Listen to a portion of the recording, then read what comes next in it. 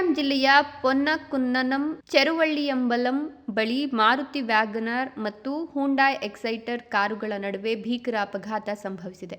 ಮಣಿಮಳ ಕಡೆಯಿಂದ ಬರ್ತಿದ್ದ wagon R car hotel ಪಾರ್ಕಿಂಗ್ಗೆ ತೆರಳಲು ಬಲಕ್ಕೆ ತಿರುವು ಪಡೆದಿದ್ದ ವೇಳೆ ಪೊನ್ನಕುನ್ನಂ ಕಡೆಯಿಂದ ನೇರವಾಗಿ ಬರ್ತಿದ್ದ ಹ್ಯುಂಡೈ ಎಕ್ಸೈಟರ್ ಕಾರಿಗೆ ಡಿಕ್ಕಿಯಾಗಿದೆ ಎನ್ನಲಾಗಿದೆ. ಡಿಕ್ಕಿಯ ರಭಸಕ್ಕೆ 2 ಕಾರುಗಳ ಮುಂಭಾಗ ಸಂಪೂರ್ಣ ಜಖಂಗೊಂಡಿದೆ. ಅಪಘಾತದ ಬಳಿಕ ಸ್ಥಳೀಯರು ಹಾಗೂ ಅಂಗಡಿ ಸಿಬ್ಬಂದಿ ಗಾಯಾಳುಗಳ ನೆರವಿಗೆ ಧಾವಿಸಿದ್ದಾರೆ.